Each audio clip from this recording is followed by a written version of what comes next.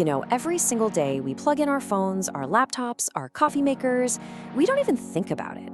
But what if the very system that powers our modern lives was also the biggest hidden fire risk in our homes? Well, in this explainer, we're going to pull back the curtain on the dangers of electrical fires and, more importantly, how you can prevent them. All right, let's just dive right in with a really important question. What do you think is the single biggest cause of accidental house fires here in the UK? You might think it's, a pan left on the stove or a candle that someone forgot about.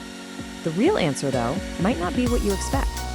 And the answer is electricity.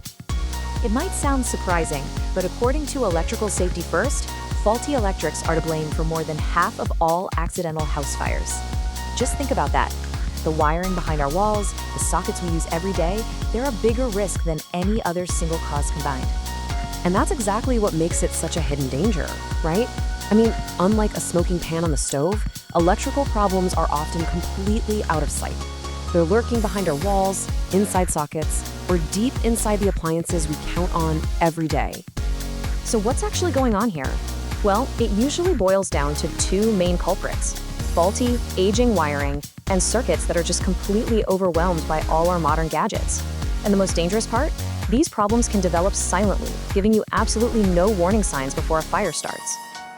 So you might be wondering, why is this becoming such a big deal now, more than ever?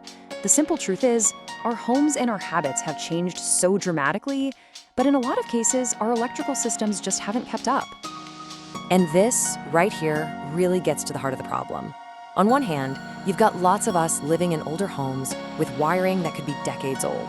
But on the other hand, we're plugging in a massive number of modern devices: laptops, smart TVs, air fryers, chargers for everyone in the family. These old systems were never, ever built to handle that kind of load. So, when you start combining these things, the risk just skyrockets. You've got our modern gadgets overloading old circuits. You've got underlying wiring that might already be faulty. And then you throw in common habits like using extension cords improperly. It's really a perfect storm that turns a hidden risk into a very real danger. Okay, but here is the good news. This is not about being scared, it's all about being prepared. Taking proactive safety measures can absolutely drastically reduce this risk. So let's walk through a super practical 10-point plan to help you protect your home. Point number one, and honestly, this is probably the most important thing you can do: get a professional inspection. It's called an EICR, and you can think of it like a full health check for your home's entire electrical system.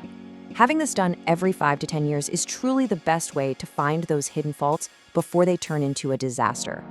Next up, let's talk about 3 super simple daily habits that can make a huge difference.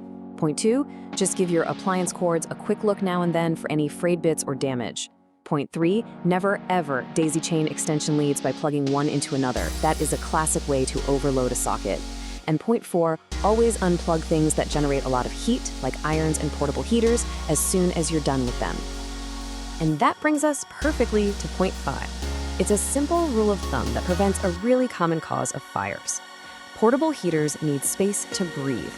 Always keep flammable stuff, like your bedding, curtains, or clothes, at least a full meter away. It's such an easy, life-saving habit to get into.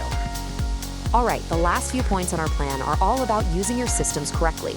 Point 6, always use the right wattage for your light bulbs. Point 7, make sure you're using the correct fuse for your plugs. Point 8, test your smoke detectors every single month. Point 9, remember, extension cords are for temporary use, they're not a permanent solution.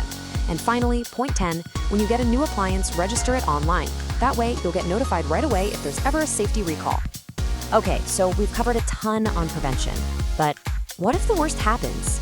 Even with all the precautions in the world, you have to know exactly what to do in an emergency.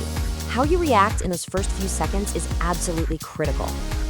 So, let's do a quick scenario. Think fast. You see sparks, maybe even flames coming from a wall socket. What's your immediate gut reaction? If your first thought was, grab some water, then you really need to pay attention to this next part.